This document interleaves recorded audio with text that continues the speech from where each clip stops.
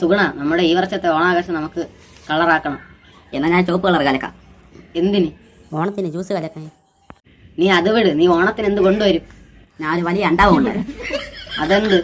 ഓണത്തിന്റെ പായസം ഉണ്ടാക്കാൻ. പായസം ആരെങ്കിലും അണ്ടാവലും ഉണ്ടാക്കുമ്പോഴോ? ഒരു വലിയ പാത്രം കൊണ്ടുവാ. എന്നാ ഞാൻ മീൻചട്ടി ഇടുന്നത്. മീൻകറി വെക്കാനും. അതായത് ഓണമാണ്, ഞാൻ തന്നെ പാത്രം കൊണ്ടുവരാം. ഓ ശരി. നമുക്ക് വടംവലിയുണ്ട്, കയറ് വേണം. അതിനെ കുറിച്ച് നീ മേടിക്കണ്ട. എന്റെ പോത്തിനെ കെട്ടിയിരിക്കുന്ന കയറെടുക്കണ്ടേ വടംവലിക്ക്. അതെന്തിനി കെട്ടി തൂങ്ങാനാ? എടാ നമുക്ക് ഇടയിലും സാമ്പാറും കൊടുക്കാം. നിന്റെ 16 അടിയന്തരമാണോ ഇഡലി സാമ്പാറും കൊടുക്കാം? അത് വിട്. നമുക്ക് ഓണ പരിപാടിക്ക് പ്രസംഗിക്കാൻ ഒരു ഗസ്റ്റിനെ വേണം.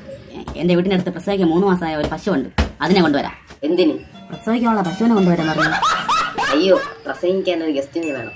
എന്നാ എന്റെ അപ്പൂപ്പ നന്നായിട്ട് പ്രസവിക്കും. പ്രസവിക്കാനോ? അല്ല, പ്രസംഗിക്കാൻ. വേണ്ട, ഞാൻ തന്നെ വിളിക്കാം ആരെങ്കിലും. എനിക്ക് കുറച്ച് ജോലിയുണ്ട്, തുണി അലക്കാനുണ്ട്. ഞാൻ പോയിട്ട് വരാം. ഓണ ചർച്ച എന്ന് പറഞ്ഞ് എന്നെ വിളിച്ചെടുത്തിട്ട് എന്റെ അഭിപ്രായം ഒന്നും അവൻ കേൾക്കണ്ട. അവൻ തുണി അലക്കാൻ വരും.